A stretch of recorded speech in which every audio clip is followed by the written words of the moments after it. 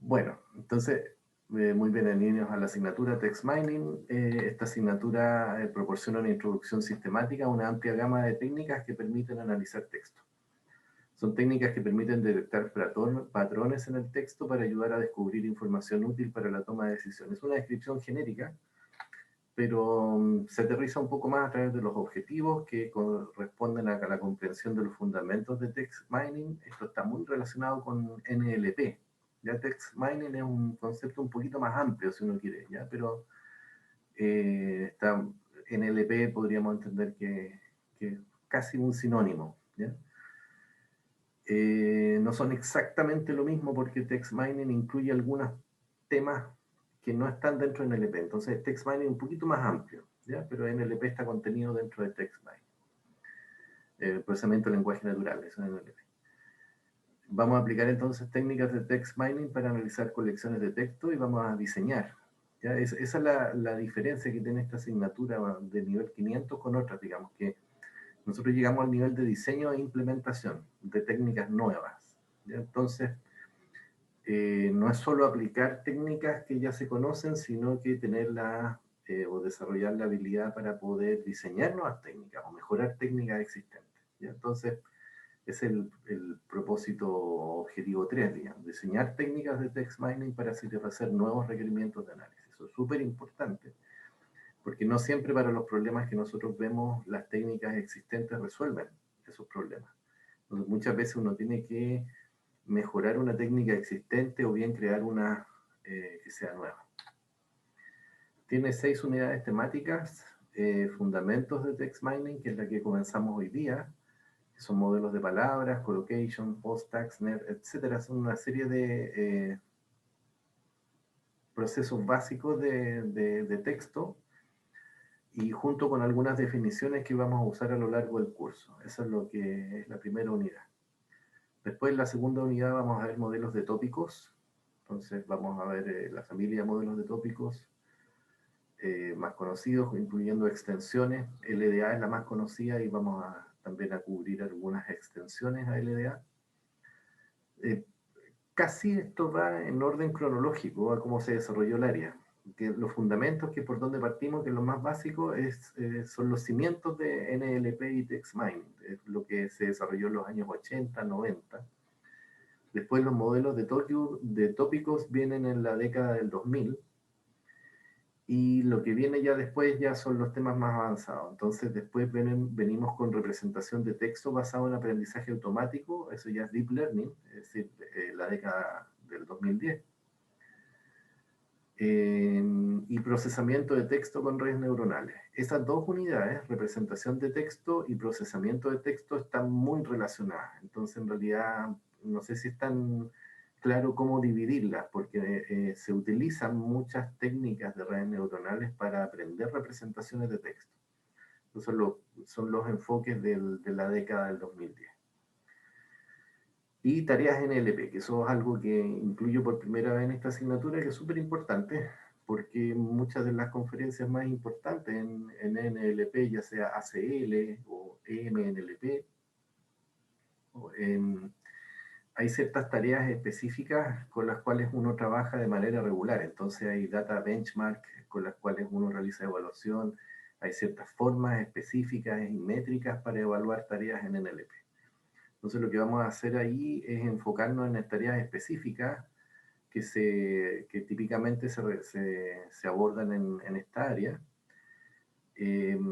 Ahí están eh, las más frecuentes. Olvidé una, pero que también la vamos a ver, que es construcción de resúmenes. ¿Ya? Text summarization, eso lo vamos a ver también en tareas en LP.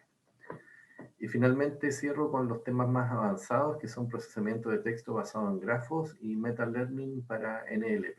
Eso ya son como temas de frontera, son cosas que se están trabajando hoy. ¿De qué trata? Bueno, en términos de la descripción de la metodología, digámoslo así, esto son clases expositivas con apoyo de medios audiovisuales, desarrollo de ejercicios en clases que permiten ilustrar los conceptos. Los dos primeros puntos los hago yo y el tercer punto lo hacen ustedes, que es un proyecto semestral. Entonces, ¿cómo se evalúa? Hay 2 certámenes individuales tipo cuestionario aula que se hacen de manera remota. Todo es remoto, todas las evaluaciones son remotas. Hay 2 presentaciones de papers, eso es importante. Yo les voy a dar un listado de papers para que ustedes elijan algunos que les interese y lo tienen que presentar en clase. ¿Ya? Son 2 presentaciones por cada uno. Así que en la planificación que les voy a mostrar de inmediato, hay una semana dentro de la planificación en la cual están reservadas para hacer esas presentaciones de papers. Y hay un proyecto semestral. No hay tareas, ya porque no hay tareas de laboratorio ni nada de eso, sino que prefería hacer un proyecto semestral de manera tal de que trabajen en algún tema que les interese en específico a ustedes. ¿Ya? Entonces, ese proyecto semestral incluso les podría servir para formular un proyecto de tesis o alguna investigación, o podría ser conducente a un paper, por ejemplo. Entonces, tienen espacio en esta asignatura para poder desarrollar un proyecto durante el semestre que tenga como un objetivo más ambicioso, ¿ya? Que puede ser, como mencionaba, que les permita sustentar un proyecto de tesis, un proyecto de memoria, o incluso poder enviar algo a un challenge de NLP o a una conferencia en NLP o TextMining. Entonces, un proyecto más ambicioso. Libre, absolutamente libre, pero obviamente dentro del ámbito de los temas que vamos a hablar en la asignatura. Ese proyecto puede ser individual o a lo más en grupos de hasta 2 personas. ¿Ya? No más de 2 personas. ¿Ya? Individual o en grupos de hasta 2 personas. La calificación es 30% para el promedio de los certámenes, 30% para el promedio de los papers. Recuerden que son 2 presentaciones.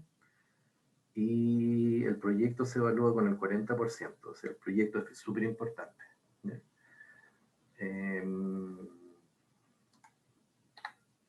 La bibliografía. Estoy usando 2 libros que son relativamente recientes. Uno de Joab Goldberg, que es de procesamiento NLP, apoyado con métodos de redes neuronales.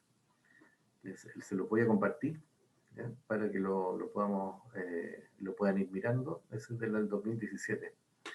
Y de Jacob Eisenstein, que es la introducción a NLP, que es un libro un poco más reciente, del 2019, que creo que también se los puedo compartir porque hay una licencia ahí, Creative Commons, parece que me permite compartir.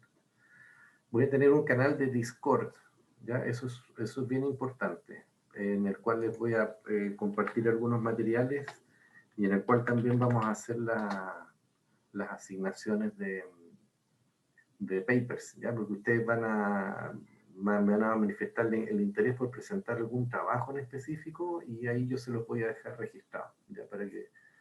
Así que ese va a ser el canal como más ágil en el fondo para poder comunicarse durante el semestre, y en el aula lo voy a usar para poder publicar los contenidos, los recursos, ¿ya? Así que vamos a usar esas 2 cosas. En la sección de avisos de aula les voy a colocar cuál es el canal de Discord en específico que vamos a usar durante el semestre. Todavía no lo creo, pero creo que ya se lo voy a poder enviar durante el día o mañana. Muy importante, las fechas. Planificación, tenemos un inicio de semestre que comenzó ayer, y el semestre se cierra el jueves 30 de diciembre. Ya es el plazo que tengo yo para comunicar las notas. Hay algunos días libres, de acuerdo al calendario académico de la universidad, que es del 13 al 17 de septiembre. Esos días no hay clases. Lo mismo ocurre entre el 20 y el 22 de octubre y entre el 23 y 27 de diciembre. Tengan muy presentes esas fechas, porque en esas fechas no van a haber clases, ¿ya? Tampoco hay evaluaciones. Las fechas de certámenes se indican ahí, el 19 de octubre y el 15 de diciembre. Las presentaciones de papers en clases también están indicadas 12 y 13 de octubre en el caso del primer paper y 30 de noviembre, 1 de diciembre en el caso del segundo. La presentación para el proyecto tienen que hacer, hay 2 hitos. Uno que es una presentación de una propuesta en clases, que eso es el 3 de noviembre, y después una presentación de cierre de proyecto semestral, que es al cierre del semestre, el 22 de diciembre. ¿Ya? La propuesta simplemente, bueno, yo les voy a entregar algunas indicaciones en su momento, pero tienen que presentar cuáles son las ideas, los objetivos, cuál es el problema que aborda, cuáles son los datos con los cuales van a trabajar, cuáles son los métodos con los cuales van a trabajar, etcétera. Hay un listado de preguntas que tienen que responder en esa presentación de proyecto semestral. Y la presentación de cierre consiste en mostrar el proyecto funcionando, validado, con resultados, etcétera. Entonces, si se fija en ese proyecto, como ya tiene validación y resultados, si es algo realmente novedoso, perfectamente le puede servir para enviarlo a una conferencia, publicarlo o plantear un tema de memoria, trabajo de título, incluso puede ser parte de un proyecto de tesis. Entonces, la idea de ese proyecto es que les pueda servir ese trabajo, no solo para la asignatura, sino que pueda servirles para algo más. En el pasado eso ha funcionado bastante bien. En la versión 2019, que es la última vez que dicté esta asignatura, 2 de estos proyectos se transformaron en papers, ya que están publicados en buenas conferencias, y uno de ellos se transformó en una memoria, por ejemplo. Así que piénsenlo, echen a volar la imaginación, se les van a ir ocurriendo cosas a la medida que les vaya presentando la materia, y piensen que pueden lograr eso, ya pueden lograr a lo mejor apuntar a un objetivo más allá de la asignatura, lograr algo bien interesante. Y hay un ambiente como bien interesante que se genera en la asignatura porque como se presentan papers y hay un proyecto semestral, se genera como un ambiente tipo seminario, en el cual todas las personas emiten opiniones, entonces ese feedback que les dan es sumamente útil. Así que aprovechenlo, es una buena instancia para foguear ideas nuevas. Eso, creo que esa es la parte administrativa, sí, porque ya después empieza la materia. No sé si tienen alguna consulta o duda administrativa. Profe, yo tengo una duda. Sí, Axel, dale. No. ¿Hay alguna regla entre promedio de los trabajos, de las notas? No, ¿O ninguna.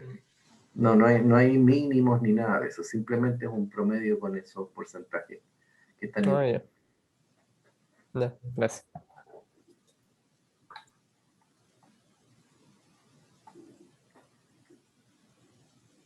¿Alguna otra duda? ¿No? ¿Está bien? Me pueden hacer consultas por el chat o también pueden usar el micrófono, da lo mismo. ¿Ya? La idea es que hagan sus consultas en la medida que vayan surgiendo la... Si quieren, entramos en materia entonces. De todas maneras, toda esta información administrativa la pueden encontrar. Bueno, está la descripción detallada del plan de la asignatura en aula. Hay un archivo ahí que dice descargar programa de la asignatura. Y la parte administrativa con las fechas y las reglas de evaluación, todo eso también está en el aula. En la primera página la pueden encontrar al pie. Yo coloqué toda esta información para que no la olviden. Eso. Así que les tengo pendiente crear el canal de Discord para compartirles la bibliografía.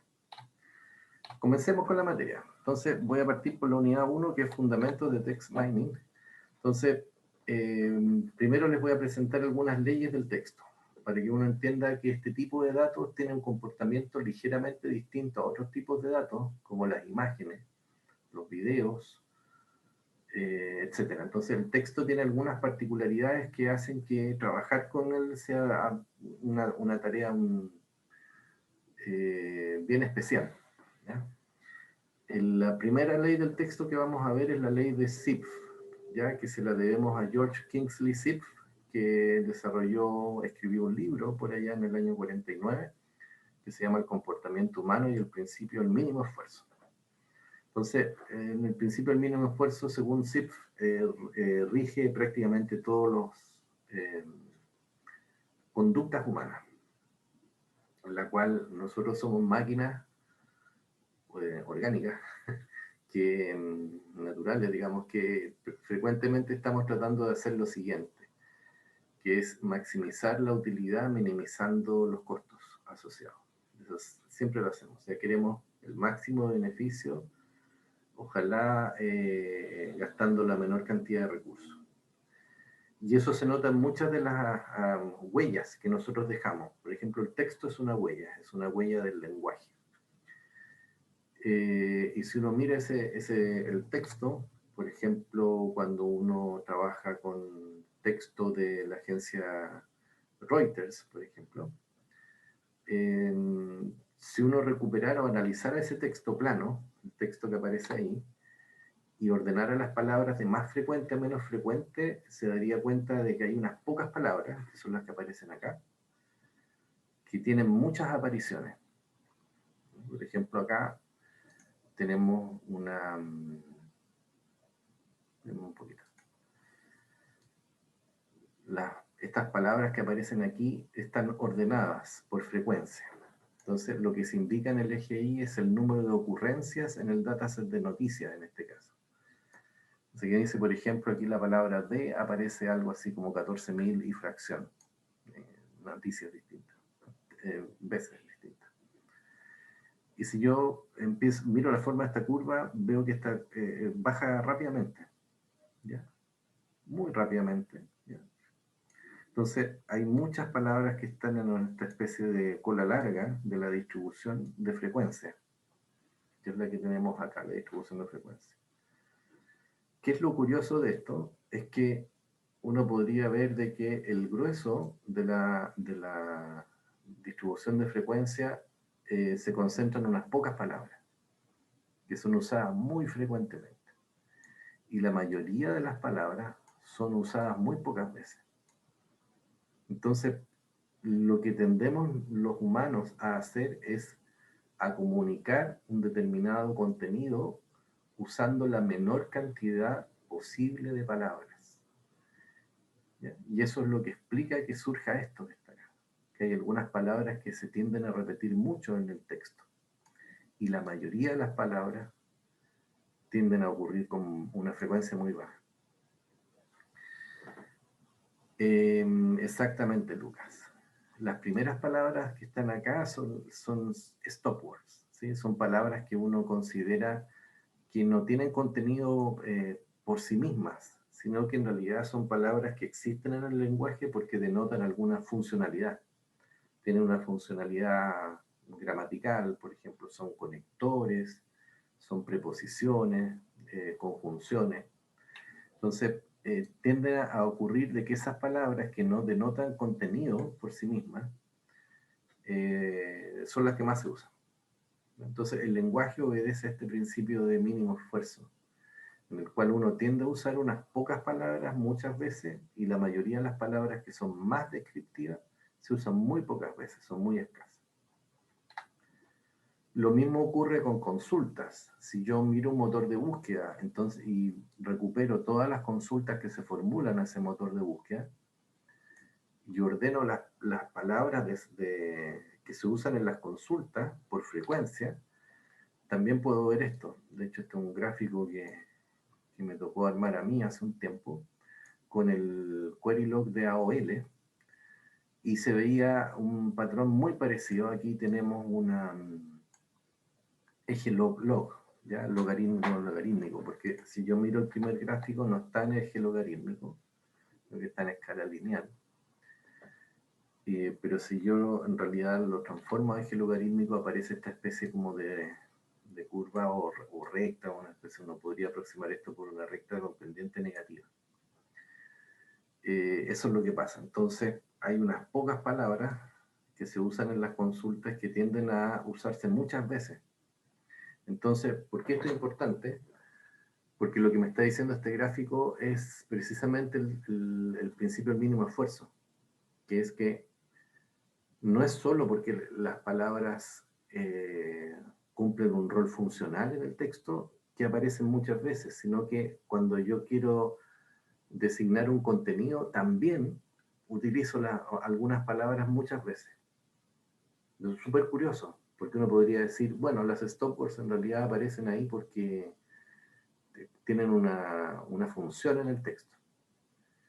Pero cuando yo escribo con una consulta, que es una bolsa de palabras, pasa exactamente lo mismo. Entonces, igual hay algunas palabras que se tienden a repetir mucho más, aun cuando yo no esté escribiendo un texto plano, ¿ya? Un texto, una sentencia, ¿ya? Sino que estoy escribiendo una consulta, de todas maneras aparece la ley de Zipf. Entonces, Profesor, sí, uno esperaría que en una consulta uno ocupara menos palabras del tipo stop, así como hilativo y esas cosas que realmente uno cuando hace una consulta hace de palabras más bien clave, ¿no? Sin embargo, lo que usted está diciendo es que aún así el comportamiento se da también en la búsqueda, que existen esas palabras que tienen menos significancia, pero sin embargo se usan en la búsqueda. eso es lo que estoy diciendo, exactamente, Rodrigo. Sí, es eso, porque cuando uno formula una consulta, uno esperaría que uno use menos hilativos. No sé, Claro. uno no escribe una sentencia como consulta, uno entrega una bolsa de palabras. Y de todas maneras, si uno hace el gráfico de eso, aparece la ley de Zipf, que es esto de que hay unas pocas palabras que son muy frecuentes y la mayoría de las palabras son muy poco frecuentes.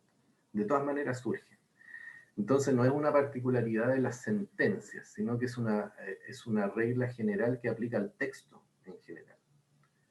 Eso es lo que podemos mostrar acá. Bueno, eso es así, y en realidad si uno intenta entender qué es lo que está ocurriendo, uno podría colocar entonces el eje Y, que en este caso sería la frecuencia, y el eje X, el ranking, donde el ranking es la posición de la palabra, las palabras están ordenadas de mayor a menor frecuencia. Y si uno hiciera el producto de F por R, de la frecuencia por el ranking, más o menos nos va a dar un número que se va a mover dentro de un rango que no es muy variable, en el orden de los miles o decenas de miles. ¿Qué es lo que se ve acá? Este número, el producto de F por R no cambia mucho. Se fijan que no cambia mucho, ¿cierto? Es decir, al parecer lo que se mantiene relativamente invariante, no es perfecto el ajuste, ¿ya? Pero relativamente invariante es el producto de F por R. Eso es un dato importante. ¿Por qué? Porque nos permite decir que la frecuencia es aproximadamente inversamente proporcional al ranking. Es simplemente porque como el producto es dentro de cierta banda, es más o menos constante, ¿cierto? De cierta banda de valores, uno podría decir de que eso se produce porque el ranking es inversamente proporcional a la frecuencia.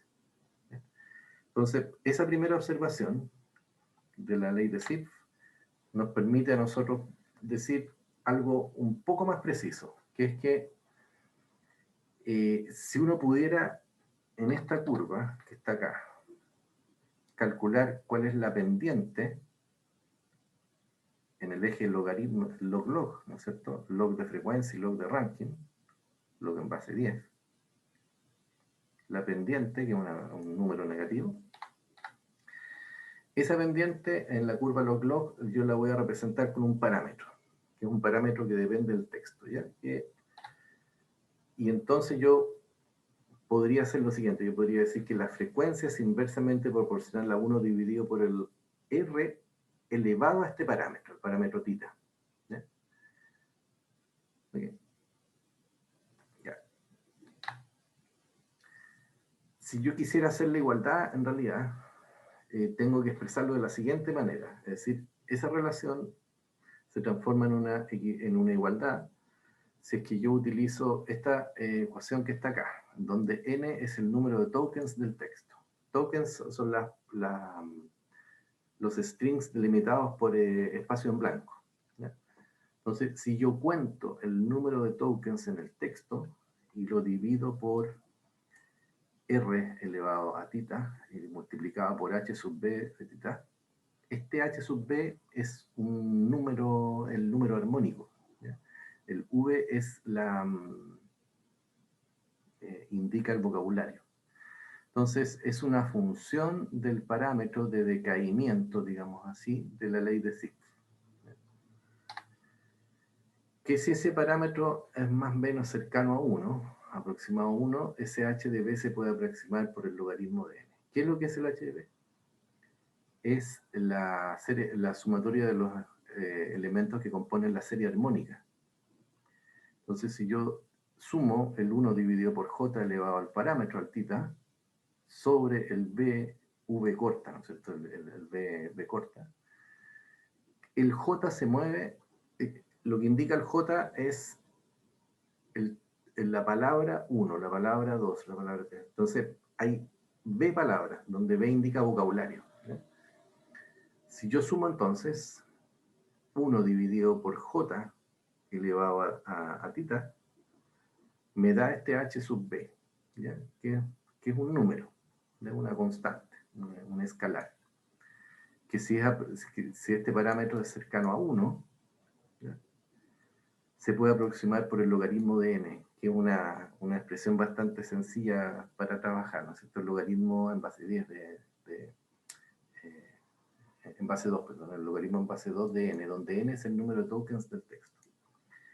Ya, esto es importante porque lo que me está diciendo esta ecuación es que yo podría, al conocer el largo de un texto, hacer una estimación de cuál va a ser la frecuencia del término que está en la posición R. Es decir, yo podría estimar cuál es el valor esperado de ocurrencias de una determinada palabra según la posición del ranking que ocupa en el vocabulario. Posición que está definida por la frecuencia, ¿ya? Entonces, es una ley sumamente potente porque me pronostica más o menos, usando la ley de Zipf, cuántas ocurrencias se espera observar para una determinada palabra si es que yo conozco el largo del texto. Eso es lo que me está diciendo la ley de Zipf. Bueno, uno se puede dar cuenta que no está tan bien aproximado, ¿no es cierto? Es decir, hay algún problema en la cabeza de la distribución, en las stopwords, ¿sí? Porque este factor, este producto, quiero decir, no es tan cercano como que el valor se estabiliza en torno al 10.000 más o menos, 10.000, 9.000 por ahí. Pero para las primeras palabras obtiene un valor muy chiquitito, ¿ya? Entonces, para ajustar, Benoit Mandelbrot,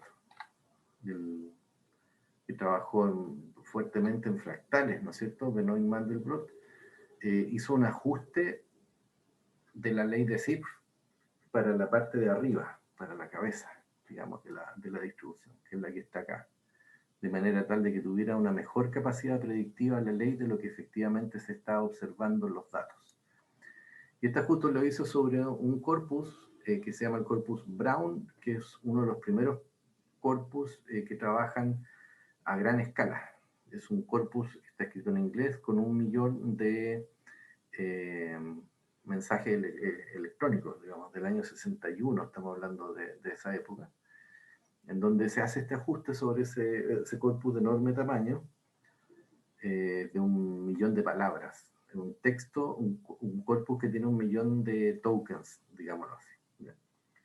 Que fue creado en la Universidad de Brown, que contiene texto desde 500 fuentes distintas, y bueno, un corpus bastante grande, uno de los primeros corpus grandes con los cuales se trabajó en computación lingüística, ¿sí?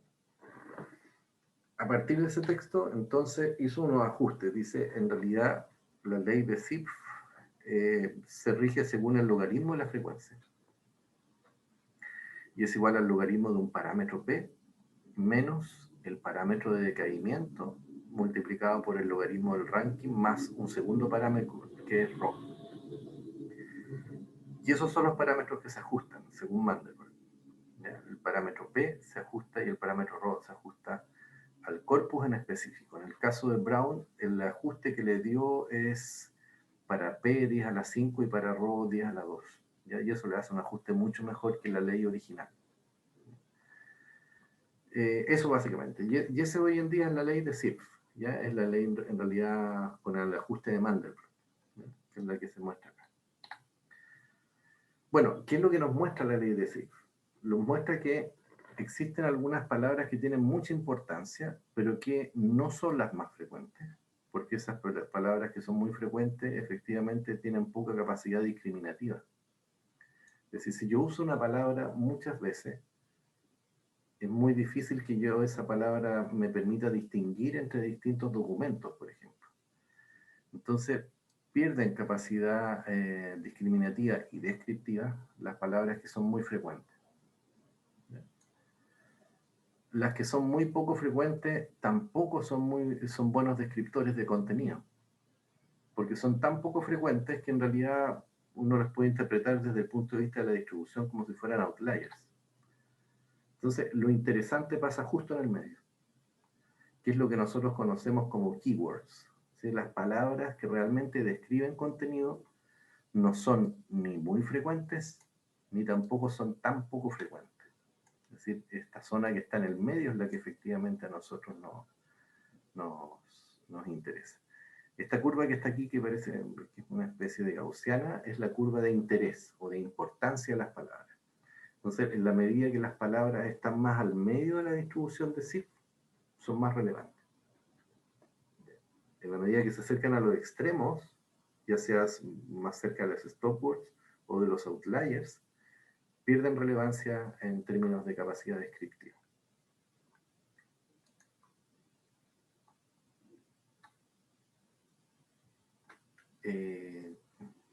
¿Tienen alguna duda hasta ahí o está bien? Profe, Sí, en términos de idioma, ¿esto es transversal o está principalmente estudiado en el inglés? está estudiado en todos los idiomas. Y en todos los idiomas aparece exactamente lo mismo. Lo único que cambia son los valores de los parámetros.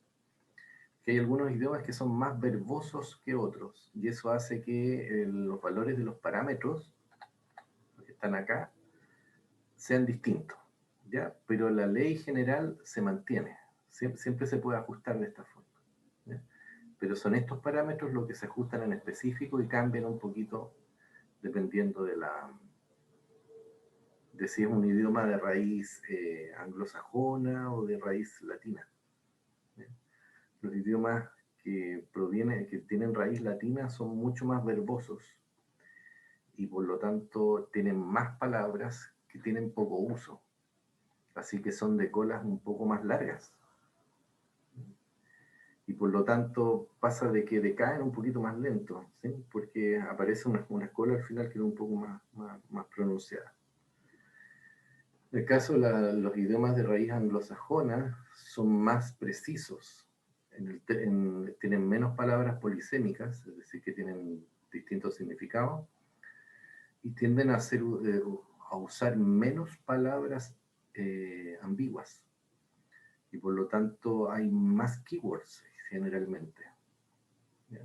Que nosotros, que tendemos a usar algunas palabras más extrañas, introducimos más polisemia y por lo tanto tenemos una cola acá que es más larga, ¿ya? Lo verboso hace que esta curva se infle acá, ¿ya? Entonces esta parte se levanta y aparecen más palabras que son usadas, pero son usadas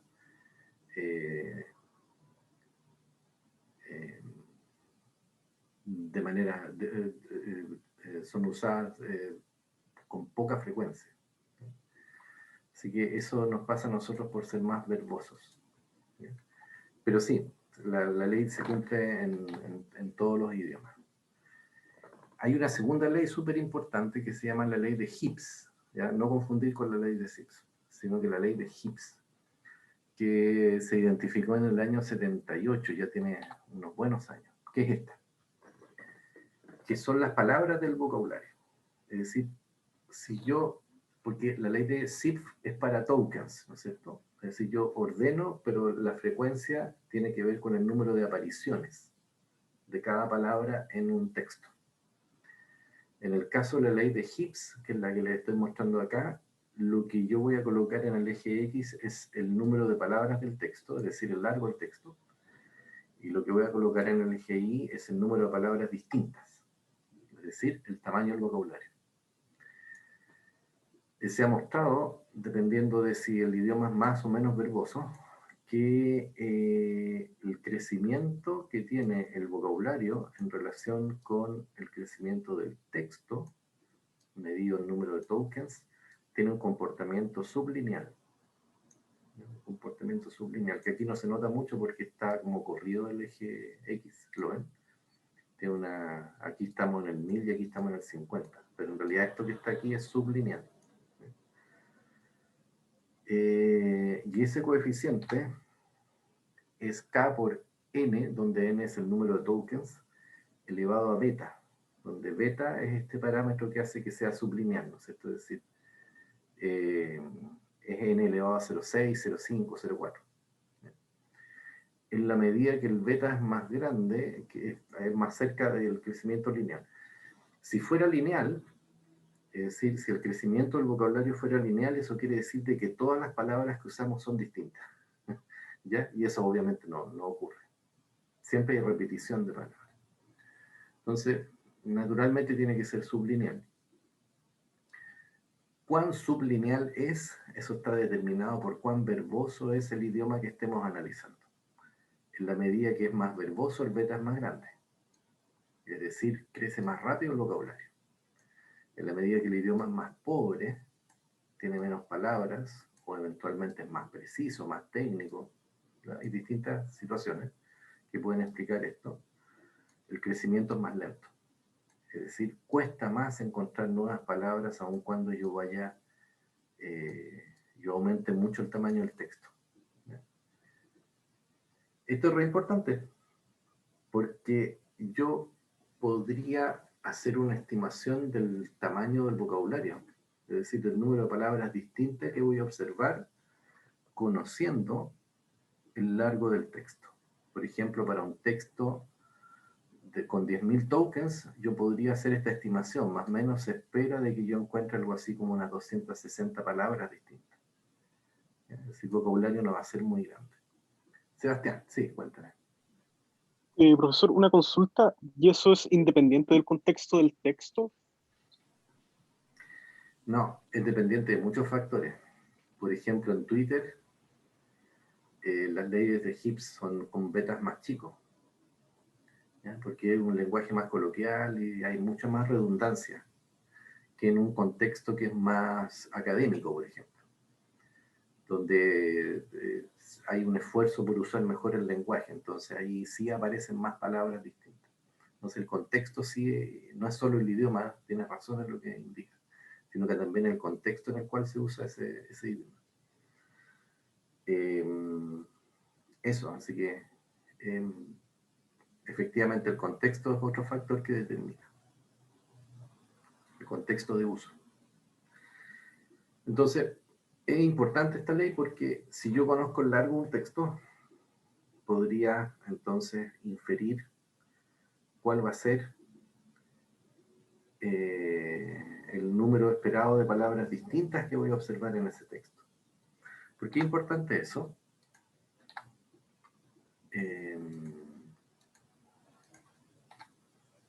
Bueno, aquí hay algunos valores. El K típicamente, esto uno lo tiene que ajustar a un contexto y un idioma en específico. Y típicamente el K se mueve en estos valores, entre 30 y 100, y el beta entre 0,3 y 0,7. Son como los valores empíricos. Ya, eso con respecto a leyes. Ya van a aparecer algunas otras cosas más, pero estas diría yo que son las dos leyes más importantes. La de crecimiento vocabulario y la de frecuencia de ocurrencia de las palabras en el texto. Rodrigo, sí. Uno también podría, así como está el contexto, uno también podría pensar de que históricamente, como el lenguaje también evoluciona, ¿no es cierto? O sea, nosotros hablamos muy distinto de cómo hablábamos hace 500 años, hace 100 años, y posiblemente nuestros nietos van a hablar de una manera muy distinta. También debería haber un ajuste en esos parámetros en función del tiempo, ¿no? Sí, claro, el vocabulario es dinámico.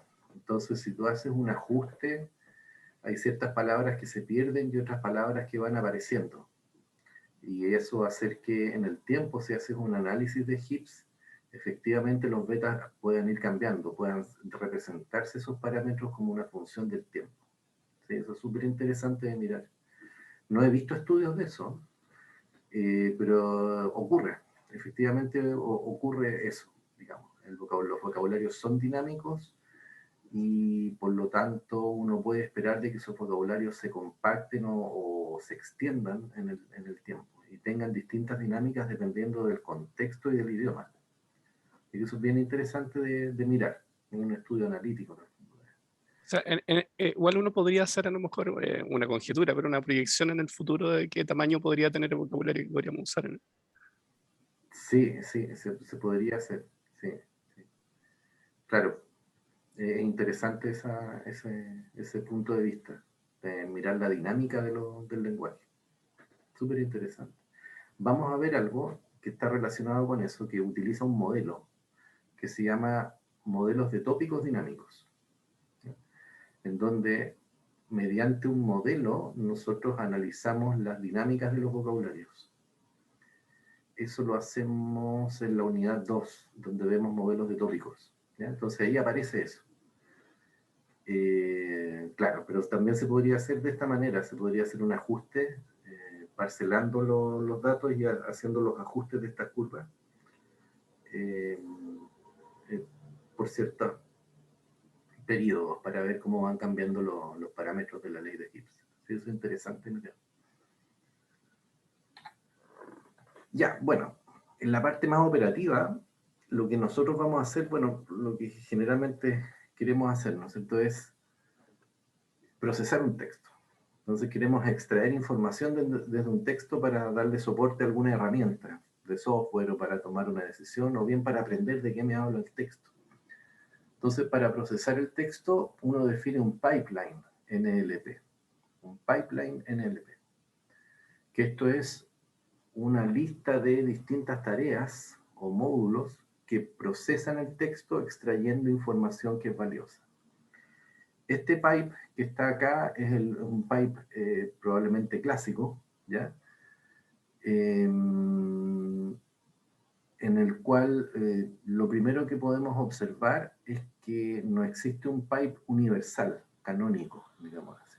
Es decir, no existe algo como esta es la forma de procesar el texto, sino que más bien lo que uno hace es escoger aquellos módulos de procesamiento que me permiten obtener la información que yo estoy buscando.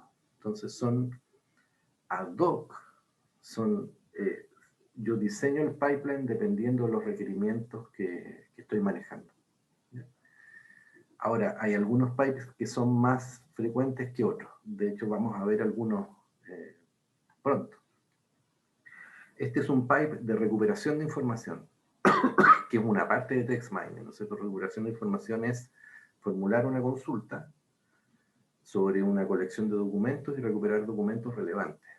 Eso, IR, Information Retrieval. Entonces, típico pipe de procesamiento de texto en IR es tomar un documento, remover los acentos, los espacios, etcétera, todos los símbolos que en realidad no tienen mucho sentido en términos de interpretación de contenido semántico. Remover stop words, porque como ya sabemos, las stop words son palabras que no denotan significado, así que no son muy importantes. En algunos contextos, depende del contexto. En otros contextos, las stop words podrían ser importantes. ¿Ya? Ojo con eso. Por ejemplo, cuando yo estoy preocupado de hacer búsqueda de sentencias, y entonces me interesa una sentencia completa, tengo que trabajar con las stop words, porque si no voy a quebrar la manera en la cual la sentencia fue construida. Entonces, eso típicamente se usa mucho en índices posicionales, donde a mí me interesa saber si es que una palabra está al lado de otra. Son algunas particularidades que tiene el manejo de stop words. Pero generalmente para tareas más predictivas de inteligencia artificial, digamos, las stop words se remueven, porque son muy malos descriptores. Después uno identifica grupos de palabras. Entonces, de pronto pueden haber 2 o 3 palabras que al ser escritas de manera consecutiva tienen un significado que es distinto al significado que tienen esas palabras por separado. Entonces, existen algoritmos que lo que hacen es identificar estos grupos. Por ejemplo, grupos de sustantivos, etc. Y los vamos a ver. Después existen algunos algoritmos de stemming, ¿ya? Que reducen las palabras a su raíz léxica. Por ejemplo, reducen plurales a singulares, o derivaciones o inflexiones de los verbos, los reducen al infinitivo. ¿Ya? Eso es stemming. ¿Por qué es importante? Porque uno con eso puede trabajar con una forma nomás de la palabra, no con todas sus posibles derivaciones. Y entonces me permite generar una mejor descripción del texto. ¿Ya? El trabajar con su raíz, en lugar de trabajar con todas las posibles derivaciones que tiene. Genero mejores match. ¿Ya? Si es que comparo raíces, que si es que comparo todas las posibles derivaciones de una palabra. Eso se hace con stemming. Y después se construyen índices, etc. Índices para poder consultar. Pero como ven acá y como se sugiere el diagrama, todas estas son opcionales. Hay otros módulos, por ejemplo, de reconocimiento de estructura. Por ejemplo, me podría, si está procesando documentos, le podría interesar identificar secciones del documento, resumen, capítulo, qué sé yo, la introducción. O en el caso de un review, me podría interesar distinguir el título del review, el contenido, la calificación. Todo eso tiene que ver con tareas de reconocimiento de estructura. Bueno, y al final, con lo que uno se queda es con un listado de términos que son indexables o que son keywords, que son descriptibles, que son descriptores del documento original. Y con estas palabras con las cuales uno trabaja. Este es como el enfoque clásico de NLP. ¿Ya? Después vamos a ver unos más avanzados en donde uno le pasa el texto prácticamente completo, le hace un procesamiento más básico, que se llama la normalización del texto, y lo puede colocar dentro de una red neuronal, por ejemplo. ¿Ya? Pero ese es el enfoque más clásico. Y entonces estas palabras, que son las que aparecen acá, son las palabras que componen el vocabulario. Las index terms, que vamos a llamar. Las palabras que componen el vocabulario. Entonces uno podría indexar una colección construyendo un índice invertido. Entonces, un índice invertido es una estructura de datos que tiene como entrada las palabras del vocabulario y que tiene como salida la lista de posteo. Eso es lo que se codifica en la estructura de datos. Las listas de posteo corresponden a los identificadores de los documentos en los cuales estas palabras ocurren. Por ejemplo, aquí hay un procesamiento básico que está sugerido.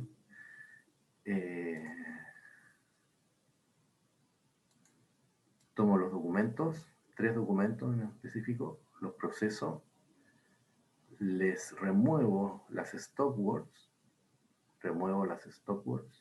me quedo solamente con las palabras que no están en la lista de stop words, y estas las indexo en el índice invertido. Entonces todos los términos van a aparecer aquí ordenados alfabéticamente, y la lista de posteo lo que va a tener es el identificador del documento en el cual ese término ocurre. Por ejemplo, best me está diciendo que el documento ocurre en el documento 2. Ahí está best.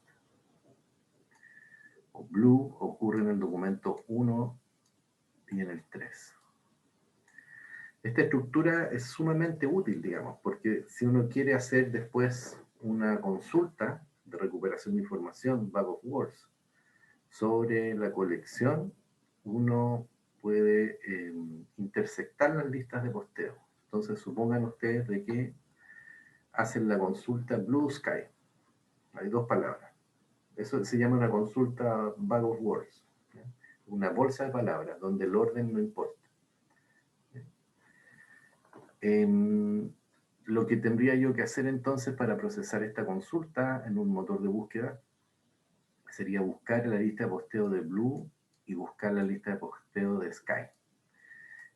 Este índice es ligeramente distinto al anterior porque agregó un dato más, digamos, que dice 2 puntos posición. Entonces lo que me está diciendo es que tienes el identificador del documento y la posición que ocupa esa palabra en el documento. Por ejemplo, me está diciendo best ocurre en la 3ª posición del documento 2. It is best. Está bien, ¿no es cierto? O aquí, blue está en la tercera posición del documento 1. Tercera posición del documento. ¿Ya? Estamos codificando en la estructura de datos entonces la información de la posición además de lo otro. Carlos, sí, cuéntame.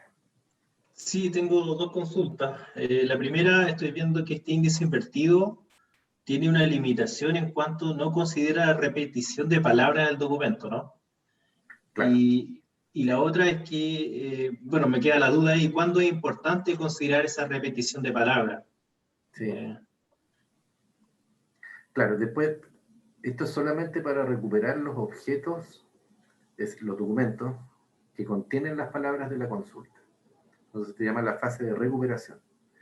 Pero después uno puede ordenar estos documentos utilizando una función de ranking de documentos.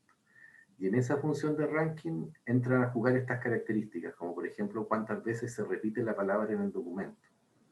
Que eso indica, podría indicar de que esa palabra tiene una mejor capacidad descriptiva en el documento.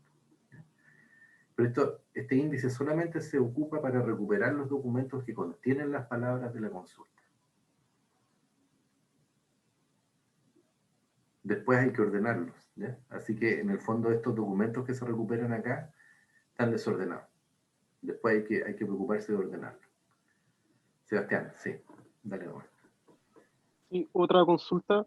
¿Mm? ¿Qué pasa cuando las palabras están separadas o están fuera de contexto? Por ejemplo, si yo estaba buscando Blue Sky, yo solo estamos viendo en el índice invertido, si es que están presentes las palabras, pero no si es que son continuas o si están continuas expresadas. Sí. Sí, exactamente. Hay dos formas distintas de procesarla. Pero eso depende de la consulta. Si consideras que la consulta es una consulta bag of words, la posición no es relevante. Entonces las consultas bag of words, eso se indica así. Las consultas tipo bow, bag of words, la posición no es relevante. Más o menos eso es lo que se asume. Pero uno podría tener un segundo tipo de consulta, que fueran las consultas bow posicionales, en donde sí me interesa que yo busque la ocurrencia consecutiva. Entonces, la manera en la cual se procesa el índice invertido es distinta, ¿ya? Se hace lo mismo en el siguiente sentido, que para ambos tipos de consultas, ya sea sin posición o con posición, tengo que recuperar los listados, las listas de posteo para las palabras que están en la query. Pero en el caso de las consultas posicionales, yo además tengo que chequear de que la posición sea consecutiva. Eso es todo. Entonces, por ejemplo, acá en Blue Sky, el blue tiene el 1. Esta sería una consulta posicional, porque el blue aparece en el documento 1 y en el 3, el sky en el 2 y en el 3, así que si hago la intersección de las dos listas, me queda solamente el documento 3. El documento 3 aparece en las dos listas, lo cual quiere decir de que ese documento tiene los dos términos de la consulta. Pero además, si yo miro la posición, resulta que aquí la palabra blue está en la posición 2 y sky está en la posición 3. Por lo tanto, no solo aparecen en el mismo documento, sino que además son consecutivas. Por lo tanto, hace match secuencial. Hace un match secuencial de los términos y ese documento entonces diríamos que tiene Blue Sky consecutivo. Típicamente, las consultas posicionales se usan con comillas. De ahí yo le estoy diciendo al motor de búsqueda, quiero que me recuperes en este orden las palabras de la consulta. Por eso aparece aquí con comillas. No todos los motores de consulta lo hacen. Algunos eliminan las comillas, pero es como una convención en recuperación de información, es de que si la consulta yo la expreso con comillas, en el fondo es un bow posicional. Y si yo lo colocara sin comillas, es un bow sin posiciones. Entonces, en ese caso, yo no haría este chequeo de que las palabras tengan que ser secuenciales en el texto.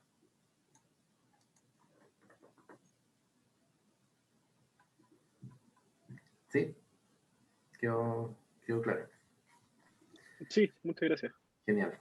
¿Ya? Entonces, claro, después para ranking, ahí Lucas lo menciona, ¿no es cierto? Ranking, en ranking, bueno, el modelo más clásico es TF y DF, lo vamos a ver, ¿ya? Lo voy a mencionar claramente. Un modelo clásico súper usado todavía es un Strong Baseline, ¿ya? A pesar de que es un modelo antiguo del año 88, incluso un poco más antiguo. Sigue siendo muy potente, aun cuando lo comparas con estrategias mucho más avanzadas, basadas en Deep Learning. Un modelo de ranking como TF y DF sigue teniendo muy buenos resultados. Lo voy a mostrar en algún momento. Ya, ok. Entonces, algunas otras cosas que quiero mencionarle antes que se me acabe el tiempo, se me pasó volando la clase.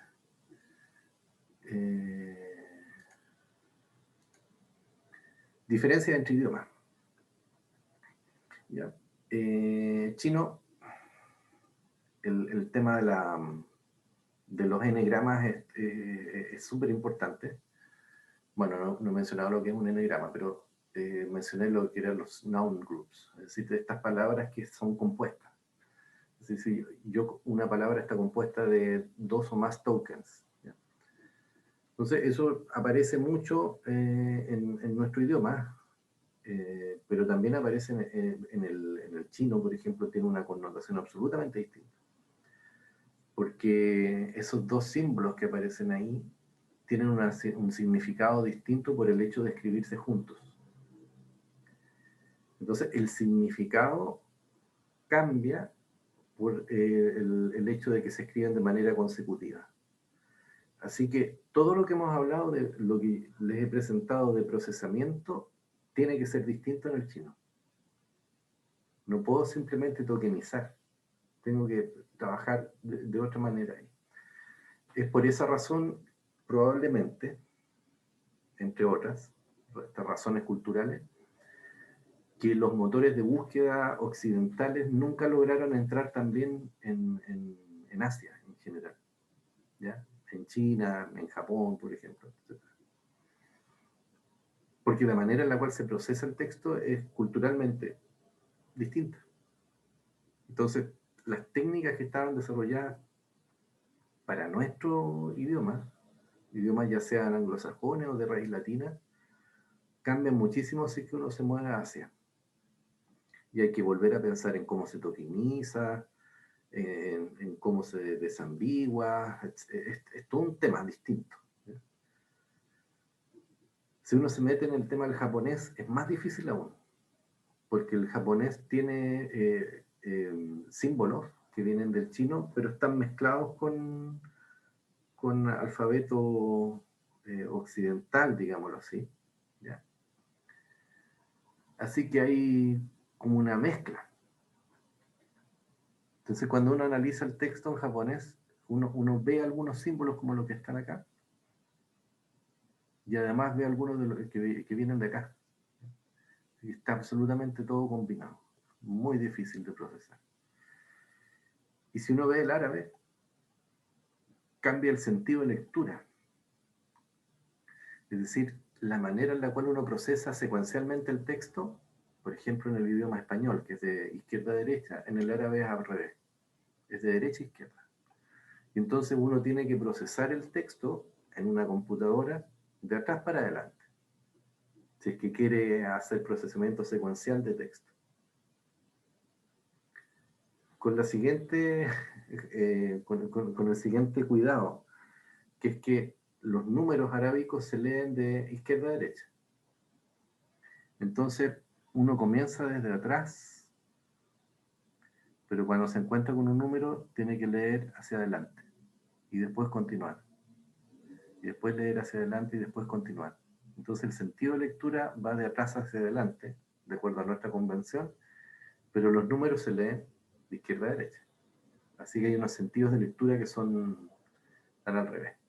Por lo tanto, si uno hace procesamiento secuencial de texto en árabe, tiene que combinar dos sentidos de lectura, el de los números y el de los símbolos, el del texto propiamente. Súper complicado. Así que afortunadamente nosotros no tenemos esos problemas. Usamos un alfabeto y el sentido de lectura es unidireccional. Así que estamos en un escenario favorable en ese sentido.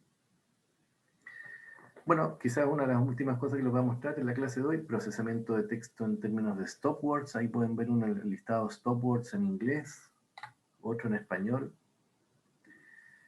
Esto de qué es lo que es un stopword y qué es lo que no es bien arbitrario, ¿no?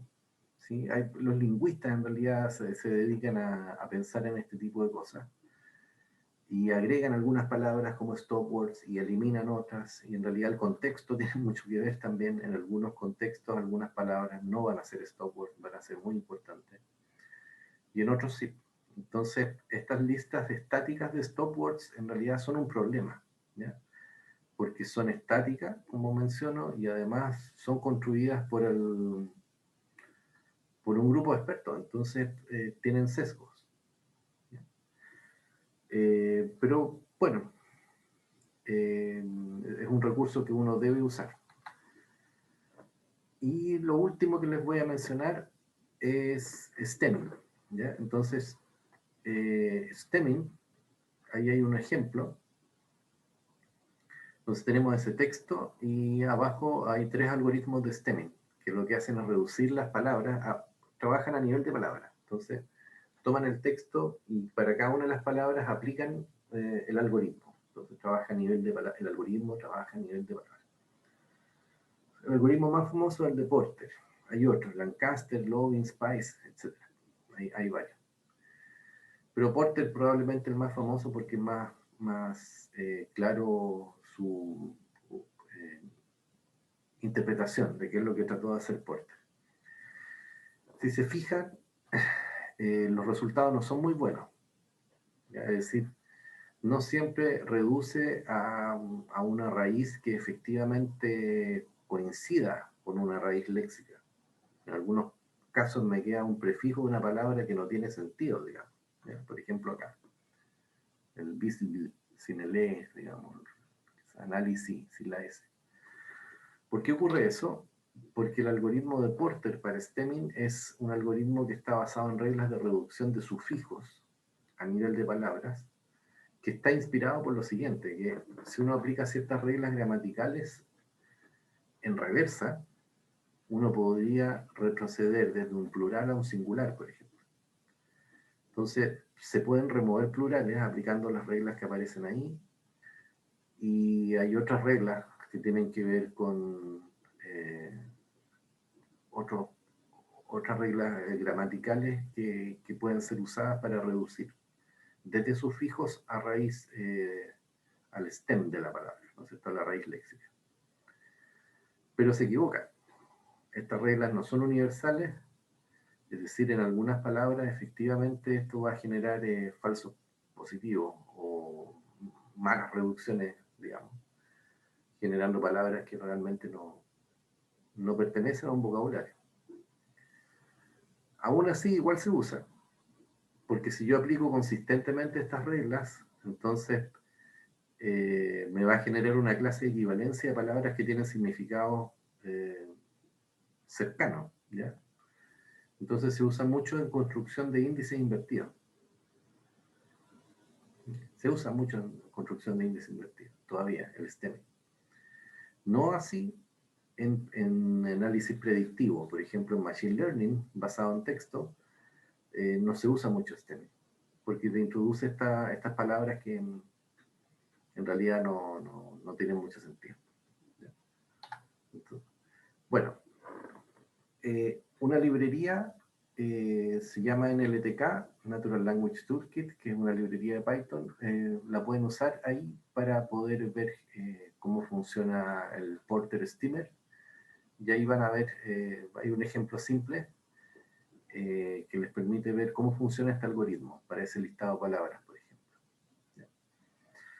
Bueno, se me acabó el tiempo, lamentablemente. Pero bueno, mañana es más temprano, ¿no es cierto? Es a no es a las 17:10, sino que a las 15:50. ¿Ya? Así que mañana continuamos. Nos vemos con la siguiente clase. Gracias, profesor. Ya. Gracias, profe. Chao. Chao, profe, gracias. Chao, chao, que estén muy bien. Chau, chau. Chao, gracias.